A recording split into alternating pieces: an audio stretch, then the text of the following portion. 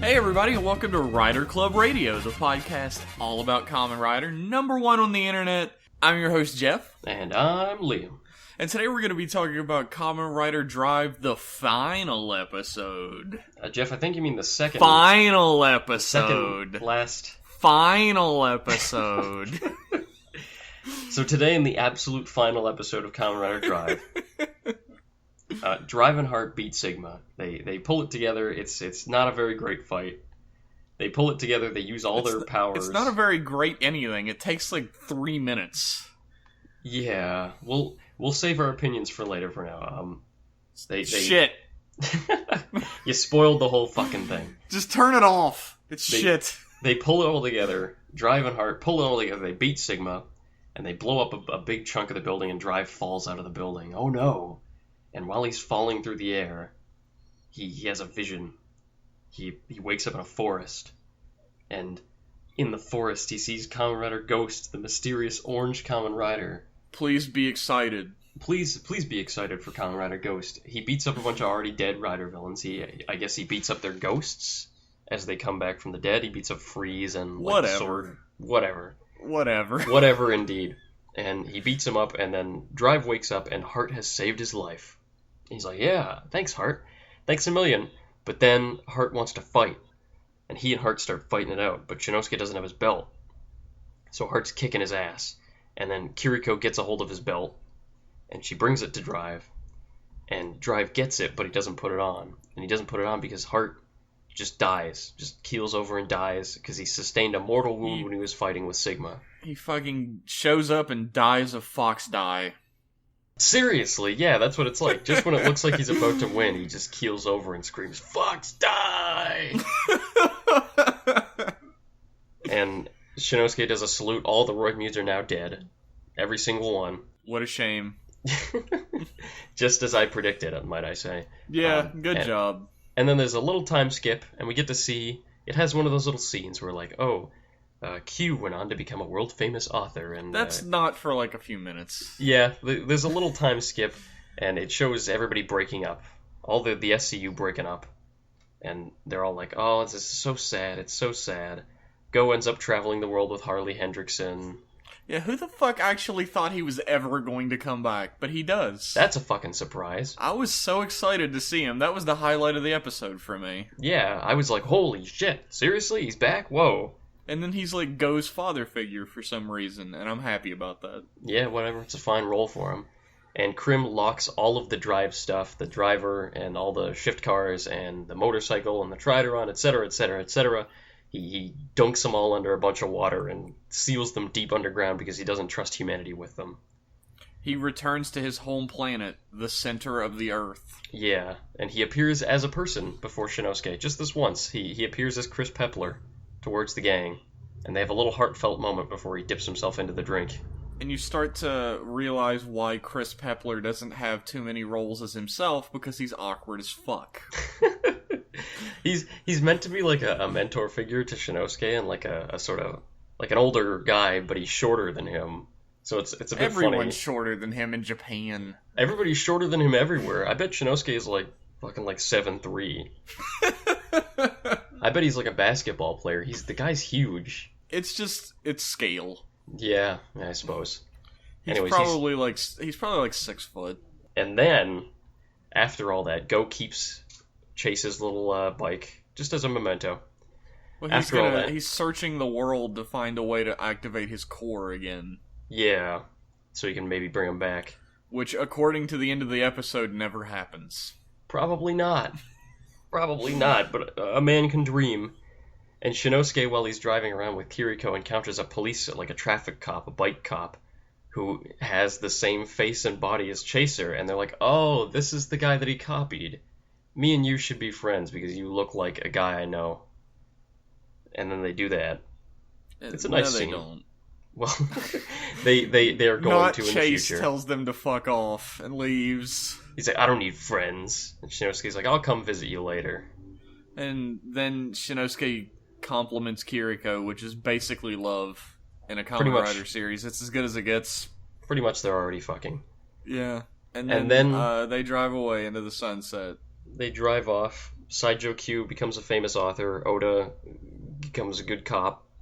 He becomes an inspector. An inspector. Or a captain. He becomes like the captain of the first division. Yeah, something like that. The chief gets many promotions. Rina wins a Nobel Prize. And we don't know what the fuck happens to Shinosuke and Kiriko. Shinosuke reappears in many crossovers. That's his future. Shinosuke reappears already transformed and never untransforms in many crossovers. Every time he senses shit's going down, he goes back to the pit and digs up the belt. He's like, I gotta get this just for like 2 days. Apparently he does that in the next episode. Yeah, no kidding. I think the next episode is like takes place between, like in the middle of that little like 2-week time skip we saw. Maybe. It would have to. So I mean, unless it's a really... Let's get into the long and short of this episode. Why don't Okay. Okay. Oh, by the way, Go becomes a world-famous nature photographer. Whatever. Okay, the end. The long and short, this was a highly unsatisfying final episode. I don't know if I agree. I don't know if I Really? agree with you. Yeah. I think the stuff that happens after the fights is great. Yeah, absolutely. It's like a nice little wrap-up. They put a little bow on it. It's Yeah. cute. The fight itself, that's the final fight of the series. It was awful. It was fucking awful. You if you count Sigma as the big final fight, which I guess you could, That was god-awful. Was god-awful, and it just ends with them doing like a double... Shinosuke does his rider kick, and Heart punches it, and it blows up. Yeah, it's fucking like 3 minutes at the beginning of the episode. And then we've that's it. already said before that Sigma's a lame fucking villain, and a fight with him doesn't mean shit. But if you count Heart as the final fight, it's still pretty bad, because Heart kicks the shit out of Shinosuke and then dies. And it's not like we were talking last episode about how, oh, this is kind of exciting. Here's the actual last fight is deeply personal. It's a man's fight. It's all about honor. But it wasn't. It was another fucking It was like, supposed to be. It wasn't. It was like another fucking like, no, base, we are not enemies. And then Heart keels over, and Shinosuke's like, gives him a salute. There's a line in that fight that fucked me up real good. Heart was like, oh, we Roidmudes, we only wanted to be like humans, to be more than humans. And Shinosuke's like, one Roidmude accomplished that. And I was like, oh, he's talking about Chase, right? And Shinosuke's like, he's like, it you. was you, Heart. I'm like, way to go, Shinosuke. That was your fucking best friend. Alright, well, yeah, that scene was pretty fucking garbage then. Chase is dead. He doesn't matter anymore. Yeah, everyone's gonna promptly forget about him except for Go, apparently. It was such it was such an anticlimax. It was such a little, like, at this big raid build-up. Yeah, it was like this giant, long fuse that led to this massive fucking M80 that shot like a tiny little puff of smoke out the top. Poof. It's shit. Like, an anticlimax in the middle of the series is one thing, but this is what the series is going out on. The series proper is going out on, not counting the next episode. Yeah, can you imagine, like, talking to somebody about Kamen Rider Drive now, like, trying to, get them into the series or whatever? Like, what type of recommendation could you give? Well, it starts out really shitty, or it starts out boring, and then it gets really great, and then it peters out into fucking nothing. Yeah, it's a shame because let's save our full opinions for a later date, perhaps a spoiler cast, if you would. Are you hinting at something, Liam? I don't know what you're talking about, Jeff. I think you're being crazy right now. But I liked Drive. Overall, I thought it was good, not very good. I thought it was good, and I would recommend it to someone who wanted to watch it. But it makes it difficult to recommend sometimes. And this is there's like a little addendum to it. There was already an addendum, but there's another second one now. It's going to be another little asterisk on the end of like, yeah, this series is good, except for the ending is kind of shit. Sorry.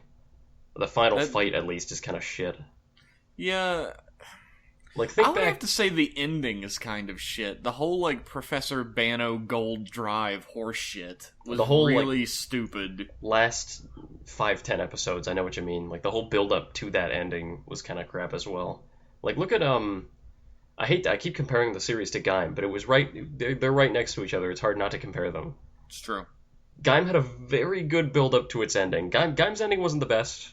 We talked about this before. It was like the characters' personalities kind of drop off and their motivations get sort of weird without giving anything away. But it had a good build-up. It was like Yeah. shit got real, like, and you felt it, and it was obvious. And the final fight was very, it was big and it was personal, and it ended in a satisfying way. You can Drive at least say didn't, that. But Drive has the opposite side of that coin, where the build-up was not that great and the payoff wasn't that good, but the characterization like continued to ramp up. Yeah, I guess. Like Yeah, Go defeating Bano was like one of the highlights of the series for me. absolutely. That was a really good fight, and it was a shame that wasn't the final fight. Because Yeah, at least then you would have had Bano and not fucking Sigma. Sigma, our final villain who appeared first in the last episode before the last episode. You know why? You know why it is? Because the writers are so fucking scared to give the final fight to the secondary. I remember when they're that never shit. gonna do that. I remember when that shit happened. Sometimes, once. Once. I won't give it away, but God, I hate that. Like you really could have had Drive beats Sigma. Okay, the super weapon is neutralized, right? Yeah, and then Bano have has Go- to be defeated, and Go Yeah. is like trapped with him or whatever. In the parking garage. You could have the parking garage scene. Just have it come after. Have that be the big like explosion finish for the series. That would have been fine. That would have been a really great final fight, honestly. Just And a little bit. God, Change the order. Sigma. Fuck Sigma. Sigma's not even a fucking character; it's a special effect. He's not. Yeah, he's a basketball. Like we said, he's a basketball. They were fucking like, what are we gonna do for a final villain? Well, I'm using this new software to create shitty special effects. What's it called? Sigma. Holy shit, I got the best idea. Like I don't know. It seems like such an obvious tenet of storytelling to have the villain be someone good. Just make it good. Just make the fight good. Why is it hard? It's fucking... I'm gonna go back for a minute and take a page out of, like, fucking, I don't remember the name of the company that did Thundercats. I'm going right off the fucking rails. Stay with me. The first episode of Thundercats has fucking Mumra in it. He's in the first fucking episode. And he appears at the end of the episode and he's like, oh, I'm an evil mummy or whatever. And he's set up as the villain in the first episode. And later on in the series, when, spoilers, Lion-O, the Lord of the Thundercats, fights Mumra the Ever-Living, that fight was the tits. I was super excited as a kid, and it paid off. And further spoilers, when Lion-O wins, it feels like he earned it. This fight between Drive and Sigma was nothing. There was no build-up, there was no tension, he didn't feel like he earned anything. Jeff, how does it feel knowing that you scared everybody off with those Thundercats spoilers? They were all like, "Oh shit, no, can't listen, gotta go." Hit that X in that corner. Get the fuck out of here. Fucking a television series from the 1980s. I can't be spoiled. Thundercats was better than people gave it credit for. Maybe. I'll say that shit. So yeah, you could even look at a cheesy. It's an example. It's an Yeah. example of like a series that was made for children and had almost no thought or effort put into it beyond the basic concept. Got the villain correct. At least in that respect. At least in the respect of a build-up. It's fine. You don't. It's And- not complex. You don't have to be a great writer. This is a fuck up. Sigma. I'm gonna be Sigma. thinking about that for the rest of my fucking life. I'm gonna be on my deathbed and they're gonna be like, "What's your greatest regret, great grandpa?" And I'm gonna be like, "Sigma." Man, that's gonna be cryptic. They're gonna make a fucking like Citizen Kane based off that. Sigma was the trace back sled. They have to trace back through my fucking life to figure out what Sigma is. And it's gonna be, instead of in Citizen Kane where it's a big reveal, it's gonna be a huge fucking disappointment. Oh yeah, they're gonna be like, "It's a fucking Japanese children's show villain? That's it?" God, great grandpa was a fucking weeb. What a loser. I'd watch that movie. I'd watch that That's movie what my before great grandchildren are gonna think of me regardless. I'd watch that movie before I watched the end of Drive. Ooh! God damn, take that shit, John Toei. Yeah. Gotcha. What a lame... Yeah, that part is shit. The ending is like the basic ending, except it had like a fucking Stand By Me ending where it's like John went into the military and got shot and died of gangrene overseas or whatever. That was Q. But that was great. I just wonder why there wasn't one for Shinosuke or Kiriko. Probably because they're going to be in the Ghost episode? I don't know. I really liked everything after the fight as well. Even after I was so pissed off about how the Heart fight went and I was so bummed out by it, I was still kind of sad to see all the characters go. Because when Drive's secondary characters are doing things, they're pretty good. You like them. You like Q and Gen and Rina and all the whole crew. Does this mean Gen and Rina don't end up together?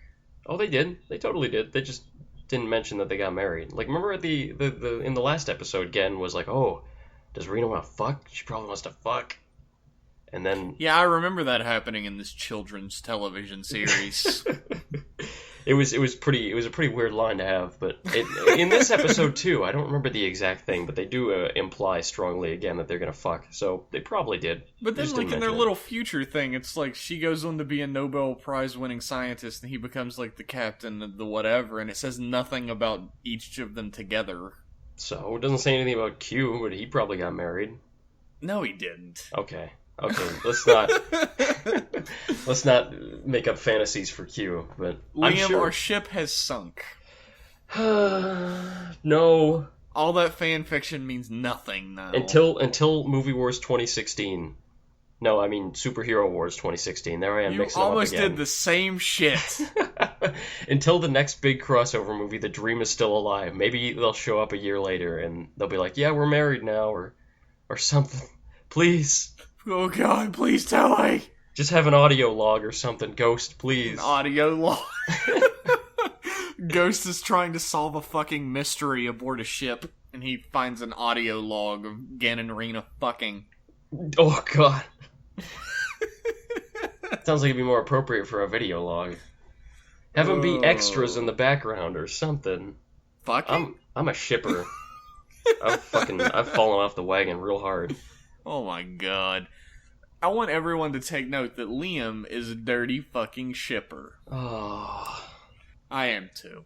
I want Gen and Rina to end up together, man. Getting away from Gen and Rina as quickly as we possibly can. Why? Fuck you. I liked the ending. I thought it was a very cheesy, very heartfelt. Yeah. Everything was happy, everything was nice, all the roid moods are gone. And it was a very final. Fucking Krim going underground made zero fucking sense. It was basically like, "Hey, Shinosuke, I don't trust you with this shit anymore. I'm gonna go back to my fucking home underground." What if it falls into the wrong hands? What if Shinosuke joins ISIS or something? That implies he doesn't fucking trust Shinosuke. Well, it's not that he doesn't trust Shinosuke. It's that he doesn't trust anyone. Like, who's gonna look after all that shit while Shinosuke's not using it? He's like, fucking, Shinosuke, I don't trust you to keep this shit safe. It's gonna fall into the wrong hands, so I'm gonna seal myself in a fucking vault. A down vault. I don't think it's that crazy. It at least gives a good sense of finality.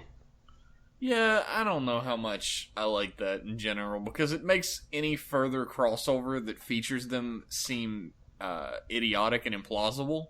I think every single Rider series is like that. Almost everyone. Gaim doesn't make any sense. Ryuki doesn't make any sense. I guess Kabuto makes some sense. But like, every fucking crossover doesn't make sense. It's the point of them. From the fucking base building blocks of the crossover, it makes no sense. It's the selling point that they don't make sense. You know what the fucking crossover movies are? What are they? It's a child dumping out his action figure box and being like, "I can play with all of them at once." That's the biggest fucking spoiler. That's like Smash Bros. Level shit. Oh God, I didn't mean it that way, but now that I'm thinking about it. Oh my God, it makes sense. That's why the stories are so terrible and poorly thought out, because the kid's making it up as he goes along. I think we've cracked the fucking code. Toei will take that check in novelty oversized format, please. Toei, if you don't want this information getting out, then you better fucking send us a check today. Everyone who's listening, if there's just a big giant empty space with no sound in it right here, it's because we got fucking paid. It's because the ninjas got us and got to my laptop. The ninjers? Has Ninja gotten better? Do you know any Sentai fans who are still talking about it? No. Every Sentai fan I know, like, changes the subject when I bring it up. That's like, probably hey, bad. How's the Ninja going? Hey, have you seen Hurricaneger? What's the Ninja like? Hey, you want a donut? What's that over there? You just turn around, they're gone. They're the ninjas that do bother hiding when you bring up the ninja. That was the worst joke that's ever been on this podcast. Oh, come on, it wasn't bad. And that's saying something. That's not bad. We've had worse puns. We've had puns. Ugh. We've had some fucking puns. So this episode of Drive is a piece of horse shit with a nice ending tacked onto it. And the nice ending is like 20 minutes long. This episode of Drive is like biting into a nice cake to find out that the inside is mayonnaise. Oh my god. Why would you even say that? Everyone who's listening to this is like cringing right now. I know a guy who puts mayonnaise on fucking everything. On cake? Not on cake, but like he eats his French fries with it, and he slathers everything salty he eats. He slathers. Is that a mayonnaise. Canadian thing? No, I don't do it. No one else I know does it. Just him. You Canadians are all about just like dumping whatever you got in the fridge on top of your fries. I guess that's how poutine happened. Yeah. I really want poutine. I really want it so bad. Getting away from mayonnaise and poutine. You're missing out if you haven't had poutine. Oh my god, I want it. Thanks for listening to the Poutine Cast. Drive's finale was disappointing. I thoroughly look forward to next week's probably nonsensical episode. Yeah, I don't look forward to it because it's pointless. And I do look forward to finding out how they're going to justify Shinosuke transforming.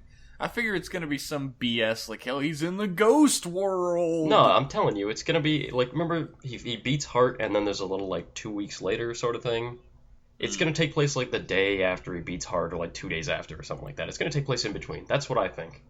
Because they're going to, like, in big crossover movies, they don't bother. But in the actual episode, I think they're going to bother in the show to give it some reason. My vote is for it's the ghost world. Okay. I'll bet you one donut on that, sir. No, because donuts are worth more than shift cars. That's true. Well, you can get a donut for like 60 cents. What are you fucking on? If I wait 4 weeks, I can get a shift car for 60 cents. I guess, if you buy like the fucking capsule toy shift cars. I could buy the fucking DX super best version of that shit in a couple months for 60 cents. I think Super Best is an actual line of toys. I know. Isn't it? Yeah, it is. DX Super Best. That's a good choice for your name. We're the Super Best. We're not just the best, we're the super best. It doesn't fucking matter because shift cars don't have any electronics in them anyways. They're all the same, whether you buy the SG ones or the One of them is DX. going to be slightly heavier than the other. I think the DX ones flip around a little easier, and that's it. That's absolutely not worth the extra asking price. With $20 more, you get better spring action. Exactly. What the fuck, mate? So Drive finale, I don't recommend it. Thumbs down. Thumbs down, unfortunately. I want to be 0 able out to. of 10. I want to say it was good because I like the very cheesy, like schlocky ending, but the fucking fight just drags it down so hard. It's a little. It turns the whole episode. It sours the entire thing. The only upside is the fight lasts like 3-4 minutes, and then it's over soon. Yeah. So, and then the fight with Heart lasts like 2-3 minutes, and then it's over. So. And then you get the nice little after story. It warms your little heart. Warms the cockles of my icy heart. You get the beautiful postcard that is the final 20 minutes of this episode. Yeah, I like those endings. I think they're not the best, but they're nice. Sickeningly sweet. Fucking Liam wants an ending where everyone dies a horrible, grotesque death. I can deal with a really awful ending, and I can deal with a really sweet ending. And I think I like awful ones a little more, but... I'm on the fence about it as well. I can take it or leave it with either of them. Well, let's move on to But news. yeah, the beginning of the episode ruins it, but the rest of it's fine. Let's move on. Let's move on to news. Bandai rather put up the Gold Drive belt for pre-order. The black Oh yeah. drive driver with the angry yellow face on it. That's up for pre-order, gonna be soon. And it's like $50, regular asking price for a driver. So pick that up if you want to have a black driver with a little yellow face on it. Why would they make that? Is my question. I don't fucking know. I really like it's like making that mass-produced mock driver. Like you're never gonna really. It's somebody at fucking Toei and like has a Bandai executive in their office, and the Bandai executive is like, oh, "Sir, we need more toys. We have to sell more toys. Our sales are going down." And he's like, "Look, I got the fucking be-all, end-all right here. You're gonna sell it to every child, every adult. Everybody's gonna want it." The Bandai executive was like, "Oh my god, what is it? We need it." Gold Drive driver. You joke. You joke. You joke, but I hear sometimes towards the end of a series they actually introduce new forms and shit because they need they gotta squeeze out like one more toy before the end of the series. And a certain character in Gaim got a certain ass pull form towards the end. I'm pretty sure for that exact reason. And I think everybody knows it was a really cheap, shitty form. I could see that. And it lasted like 2 episodes. But I'm not gonna say it. It's surprising how much toy politics influence the actual show. But yeah, that's a conversation that has probably in some way actually happened. Like we need one more thing. You mean the character that no one likes? We're gonna make their belt and sell it for $50? If Fuck it's you! Everyone loves Bano. He's the best character on the show. The weird thing is, Drive Toys already ain't selling exactly stellar. So a Bano belt, I don't imagine will gain a lot of traction with kids. What's that going to be? Are you going to be picking that up for $5 maybe in a couple months? I don't know. This might be a fucking E.T. on Atari situation. Are Bandai's warehouses just going to be so full of Bano drivers? They're just going to fucking dump it into a landfill and move all the trash on top of it. Unless, maybe they're pre-order only. In which case they'll probably all sell out. Man, I don't understand that. If you can make the shittiest piece of shit that is ever shit, and if you slap pre-order on that or web exclusive, Tamashii it'll web sell exclusive right the fuck out every time. I bought the DX Acorn Lockseed was pre-order only. You bet I bought that shit. Well, that's awesome. Yeah, the DX Acorn Lockseed is awesome anyways, but there was no other way to get it. Yeah, that's way better than fucking Professor Bano's face on a black driver. Yeah, that's fucked up, mate. It's weird. Why do you keep saying mate? Mate? Because. You're from Canada. So? The Canadians say mate? Is that a normal thing? Sometimes. I don't think that's true. Write into riderclubradio@gmail.com if you're Canadian, and tell us whether Canadians say mate. If you're Canadian, please vouch for me. Don't lie to me. I'll know when you're lying. Yeah, so Gold Drive belt, if you have bad taste, you can go and pre-order that right now. If you're an idiot, get on it. Bandai will thank you. This week, the Ghost Driver was out to demo in Japanese toy stores, and there's a nice little video. They got 3. They got the Self icon, they got the Edison icon, and they got the Musashi icon. And you just slot them in there and fuck around with them all you want. There's a little stand, and it's just right out there on toy shelves for you to mess with. Obviously, it's chained down. You can't just grab it and run off with it. It's a toy demo. Apparently, if you just keep wrenching the fucking handle back and forth, you'll get all the sounds. I don't know how. This was a feat. I was gonna save this for later, but we might as well move on to it. This was a feat that must have been incredible dexterity or incredible stealth or something, but somebody managed to hack the demo. That just while standing at the shelf of the toy store, he just hacked the whole fucking thing and revealed a million billion forms. Oh yeah, Ghost has so many fucking forms. I don't even, Oz is looking at it like, holy shit. Now, I don't want to give them all away. We'll have a list there. But some choice selections from here. Napoleon, Santa Claus, Charles Darwin, Santa Claus. Charles Darwin, Pythagoras, Shotaro Ishinomori. I called that one. By That the was I way. really didn't think they would do it, but they did it. And all the Heisei riders, which the Heisei riders have some fun. It's the whole thing. It's like Gaim. They have the little phrases they call out when you put on the thing, Mm-hmm. and a lot of them rhyme. Some of them don't rhyme quite exactly, but a lot of them are like trying to rhyme real hard. And the Ryuki icon, you put it in there, and it says, "Surrounded by rivals, it's time for survival," Oh my god. which I think is a real. That's thumbs up. It rhymes in English as well as in Japanese. That's gonna be on Liam's fucking tombstone. I was surrounded by rivals throughout my entire life. Rivals who didn't like Ryuki. Ryuki's fine. Knight's the piece of shit. A lot of people don't like Ryuki. You'd be surprised. It's a Yeah, lot of I've people's actually- least favorite. Yeah, I've actually heard a lot of people say that. A lot of people It's- with bad taste. It's a polarizing season. It's It's dare a I good say, season. yeah, dare I say, love it or hate it. And I think it's I like obvious. it. Yeah. It's I think I it's broke obvious- your love it or hate it rule. Well, right there. you're the exception. It's obvious which camp I fall into, but Yeah, the masturbates furiously to a poster of Knight camp. no kidding. No Oh. kidding. You're not supposed to say that live I on a podcast. thought I was joking. So there's also forms for, obviously, Kuga, Agito, Ryuki, Fies, Blade, Hibiki, Kabuto, Kiva, Deke, Double, O's, Forze, Wizard, Gaim, and of course Drive. And they all have their own little, Thank you like, for call-outs. listing out all the fucking Heisei riders. Like our listeners don't know who they are. just in case you haven't watched any Kamen Rider, that's the list. You should you go know the watch one all that- of those.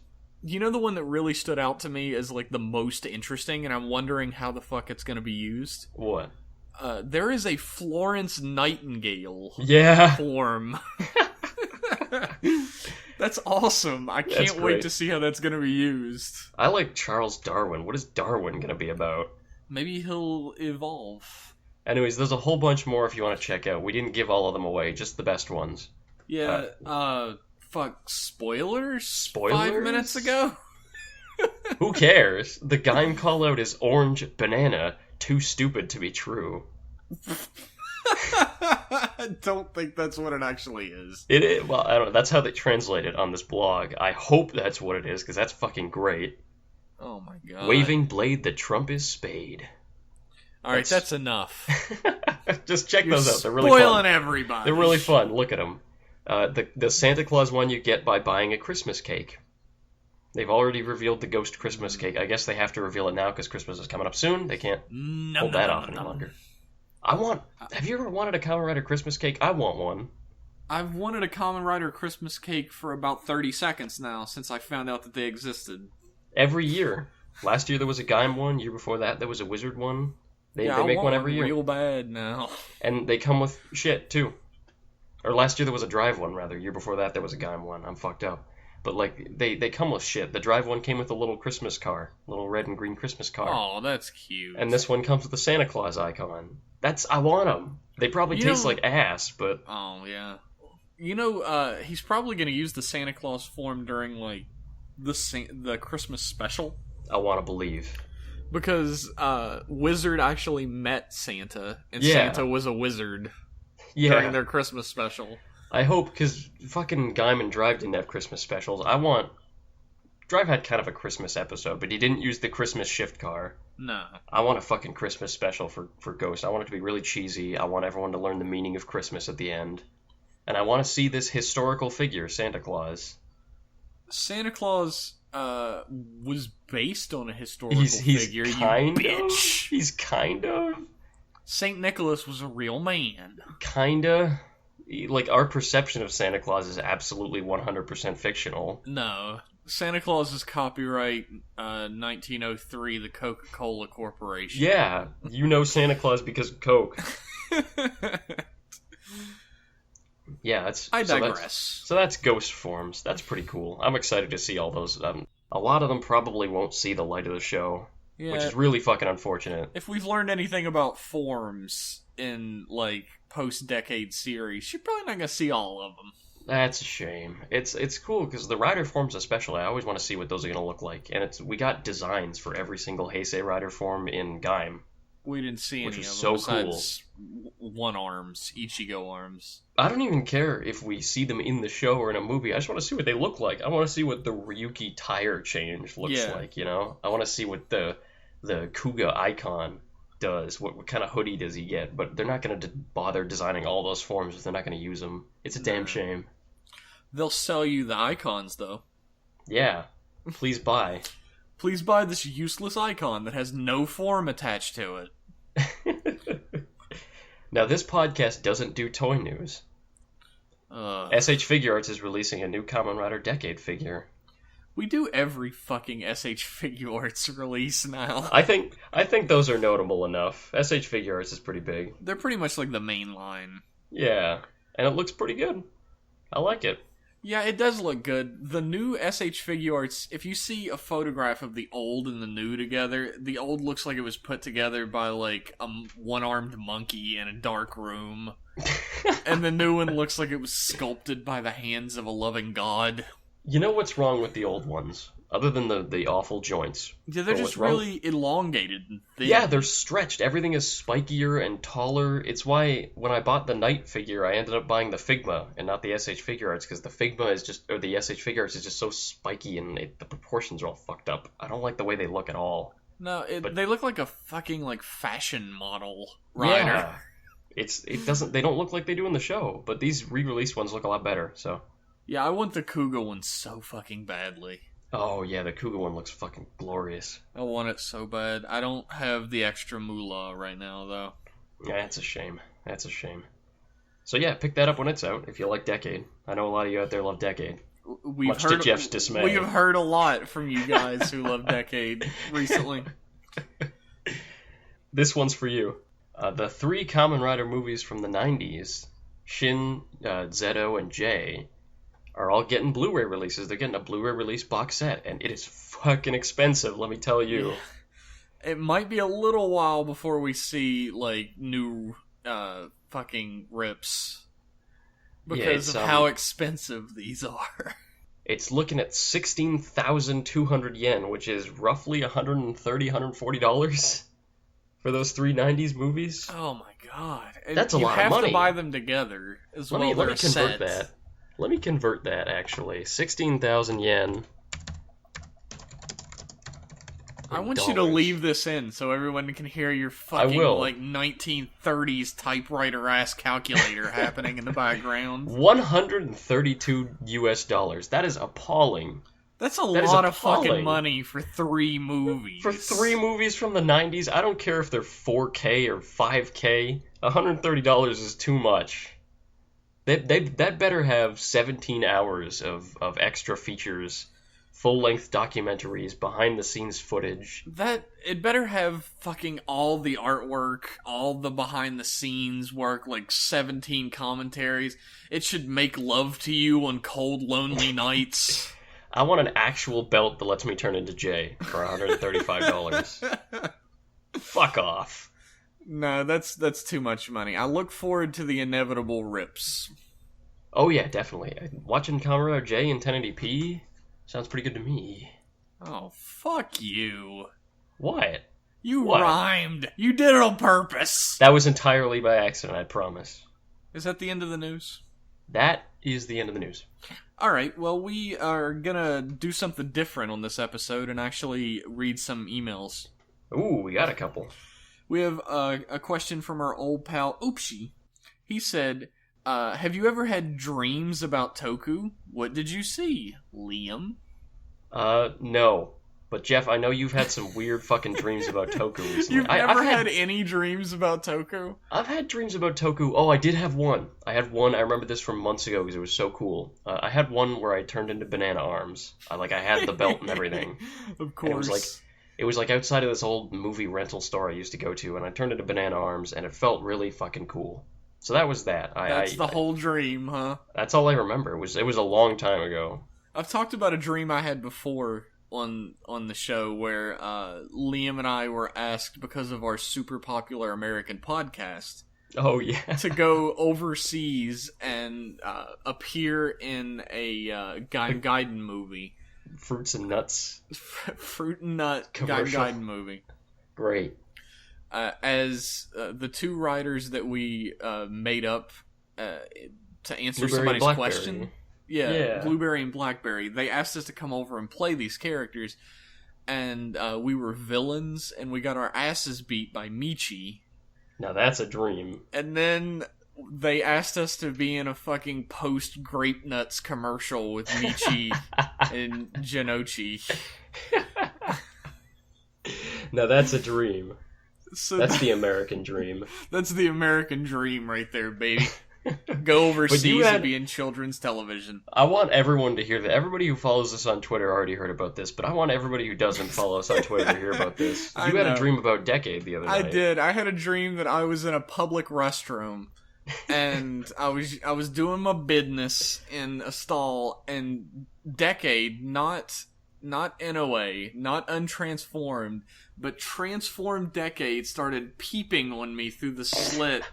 With his big green eyes. With his big green eyes, this fucking slats through him. He was peeping on me over the top of the stall, and I kept going, "No, Decade, go away!" Oh my god. He wouldn't leave me alone. That's so great. I kicked... the dream went on. I kicked the door open and hit him in the face. And I had to apologize profusely because I hurt him real bad. Did you say Honore to him? No. It was the weirdest dream. I was super uncomfortable. Like, if somebody is a psychology major or a psychiatrist, I need your help. But Jeff, I think you need help from anyone. Any professional. Send us an email, writerclubradio@gmail.com, explaining what the fuck is wrong with me. I could do that. You don't need to pay me. Shut the fuck up. Zing. So those are the two main writer dreams I've had. I have many a dream where I'm cruising on the open road on the Cyclone. Of course. I've had many a dream like that. And many a dream where I transform into Kamen Rider. Any Kamen Rider. And I wish fight I could. mooks. I wish I could have dreams like that more often, because it feels good, you know, to actually have the banana descend upon your head and unfold all over you. It's a good feeling. Think about what you said in a context where Kamen Rider Gaim doesn't exist. Truly too stupid to be true. Somebody write in and tell us what the fuck's wrong with Liam. If anybody hasn't seen Gaim, go watch it and then you can talk. Then you can understand what's wrong with Liam. You can fully get it. You can fully get the banana. So that is your answer, Oshi. I hope that answered for you. I think we got a title for this episode. Oh my god. Fully get the banana. Oh no. Anyways. Hotshot asks us, "Hey guys, still loving the podcast. You're awesome. You have set the bar very low, my friend. Well, you got good taste. My question is, if you could make a day for any writer, like Kaiza Day, who would it be and how would you celebrate it?" Liam? Who the fuck do you think I'm gonna pick for this? Oh no. I'm not gonna be obvious. I'm gonna say there should be a Tendo Day. Tendo, I think, is eccentric enough that he deserves his own day. A Tendo Day, huh? And you should celebrate it by eating tofu. You really should. That's what he would like. Prepare tofu in the fanciest, most delicious, special way you can, and eat it in honor of Tendo. Yeah, you have to create the perfect tofu, though. If you create anything less than perfect, then he'll look down upon you. You could have a little ceremony who can make the best tofu, and then the actor could come and give a disapproving look to everybody who loses. You know what Tendo Day really would be? Everyone What? has to compete in the dark kitchen.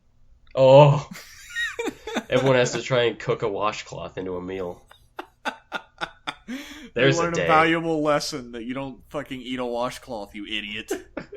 I was gonna pick night, but what the hell would you do for a night day? Act Nothing. around and be like a shit? Nothing. Go around and act like a shit to everybody you meet? You know what I would choose? What? I would choose Kamen Rider J Day. Really? Yeah, and you would fucking plant a tree on Kamen Rider J Day to it help the grows. Earth. Yeah.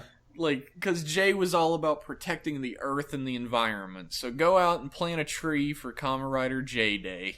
And if you plant a big one, it may someday grow as tall as Jay. Hopefully. Hopefully. That's what Big and we all green. want. You know what? From this day forward, when's a good day for J Day? When was the day that J released? I don't know. Let me fucking search that out. You can cut all this shit out. From this day forward, we will not plant a tree on J Day.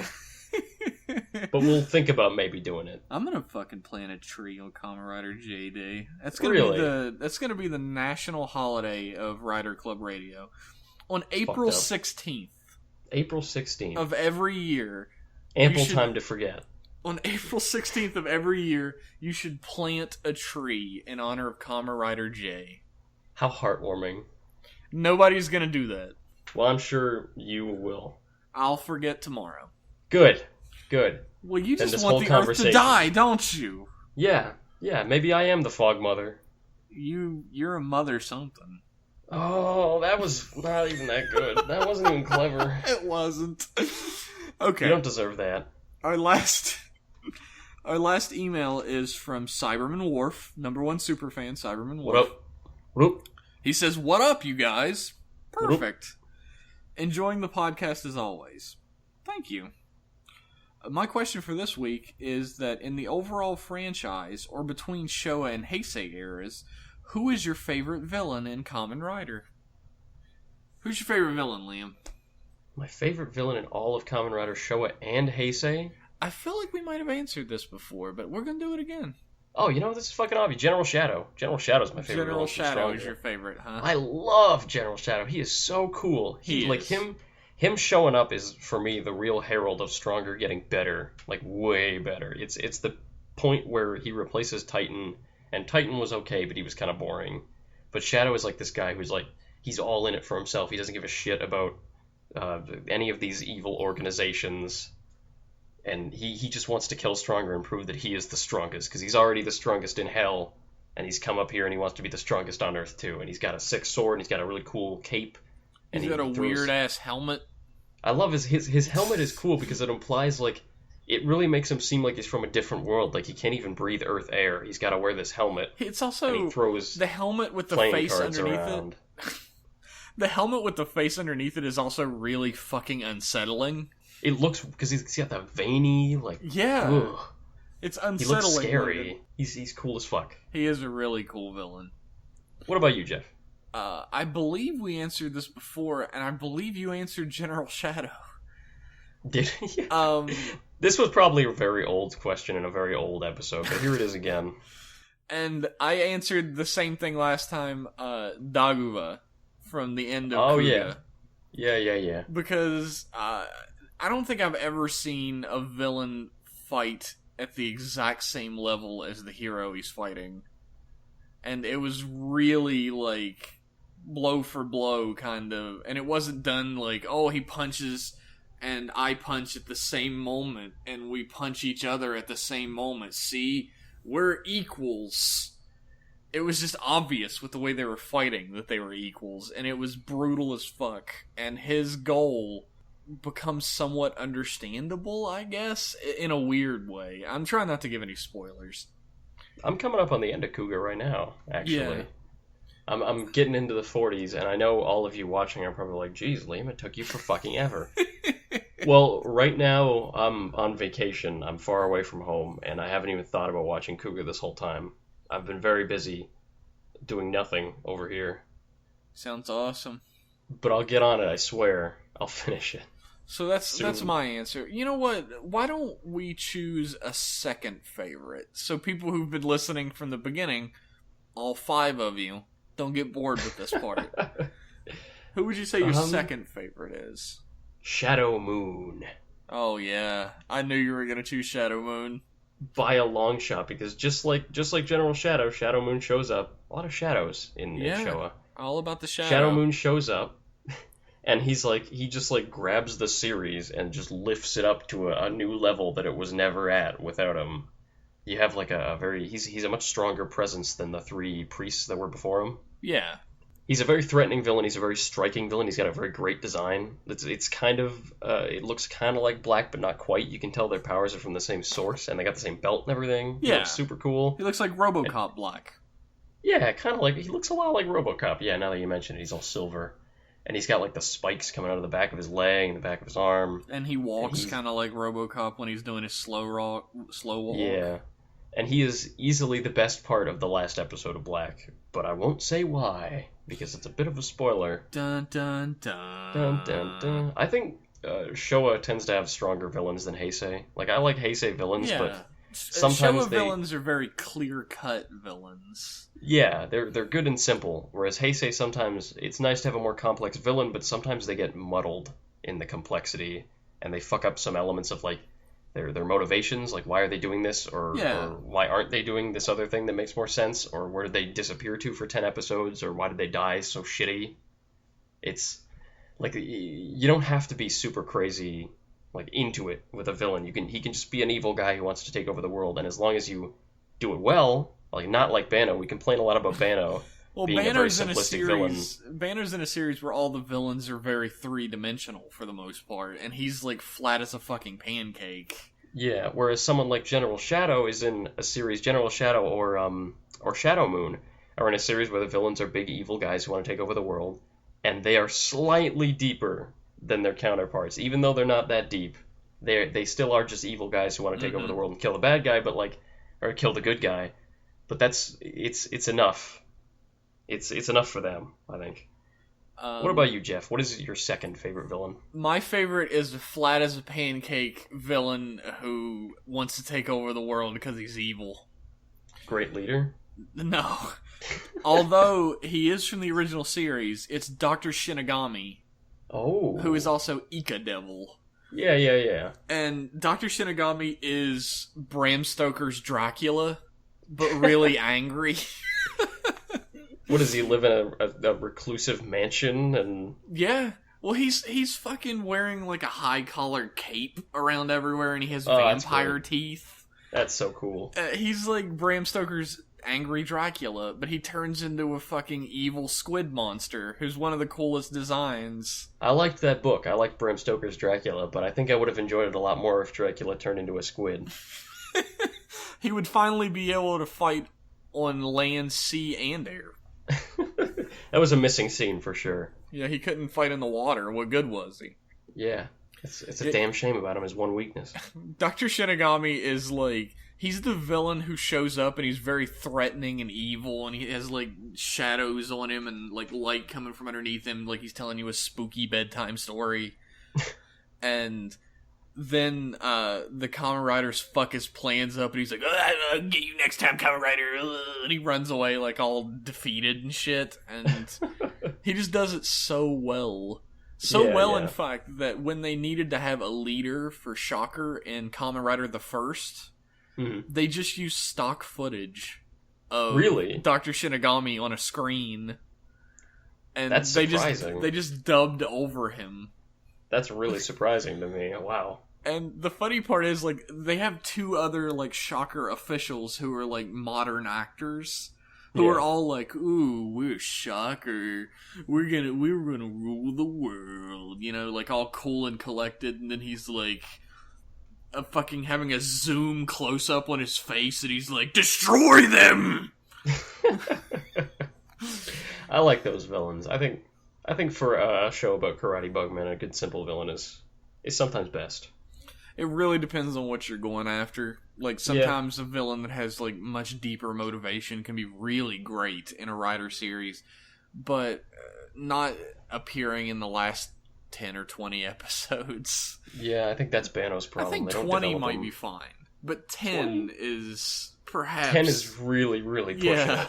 10 is you better do it really well, and I know we keep going back to Bano, but they didn't. Yeah, none of the writers went back to him, so... They were just like, here's the villain, what the fuck ever. We're not writing any more dialogue for him. Dunk it in gold just like we did with everything else in this series, and throw it in there. We still got some gold left over. Give him his little Crocs. Oh. It's not just Bano, Drive and Mach have the Crocs too. I just never noticed them. Yeah, I think that was the first shot in the series where you get to see a really close-up of somebody's Crocs. But, like, I've been noticing them ever since then. I wonder if Ghost has Crocs. Ghost does have a fucking see-through chest piece that I never noticed before. I don't think Ghost has Crocs. No, he doesn't. Ghost has fucking, like, this little see-through clear plastic halter top. on underneath his jacket that I never noticed before, and it keeps fucking... It's like Kamen Rider Black's like leotard pants when he's jumping around. I can't not focus on them.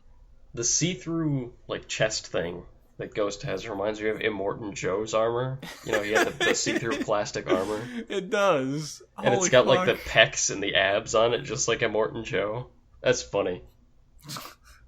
Everybody should go watch Mad Max, by the way. If you haven't seen Fury Road, you should check that out. It's in the red box now. Oh, you can probably get it on your Netflix, you kids. You kids with your Netflix and chill. You know that just means fucking, right? Yeah, somebody asked me today, like, what does Netflix and chill mean? And I was like, it means fucking. It means they want to have sex with you, and maybe have Daredevil playing in the background if you're lucky. Oh, you kids and your fucking premarital sex. You kids and your casual sex. Anyway. Anyway. That's it for questions, if we were still on them. Yeah. Well, what were we talking about? Netflix? We got way off topic there. That's it for the whole show, I think. That's the end of my docket. So. Everybody read Pluto, since we didn't bring it up this episode. Keep that streak going as long as you can. Read Pluto, watch Ryuki. I never said watch Ryuki. I'm saying it. Is that a new streak that you're starting? Maybe. Plant a tree. Yeah, plant a tree every April, whatever the fuck I said earlier. I've already forgotten. It didn't even take until tomorrow. 16th? 13th? April 16th. April 16th of every year. I'm gonna fucking go mark my calendar right after this. April 16th. Just plant a tree whenever. It's good for the environment. No, and think about Kamen Rider. We're going to do something on J-Day. We're going to have a J-Day next April. Okay. I promise you that. Everybody who's listening to this, write yourself a little reminder, put it in your phone for J-Day, so if we forget, you could tweet at us at Rider Club Radio on Twitter. Oh, that was good. Or send us email at riderclubradio@gmail.com to tell us, hey, motherfuckers, it's J-Day. You're good at this. You're really good at this. I'm learning, baby.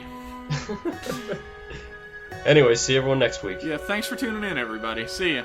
Bye.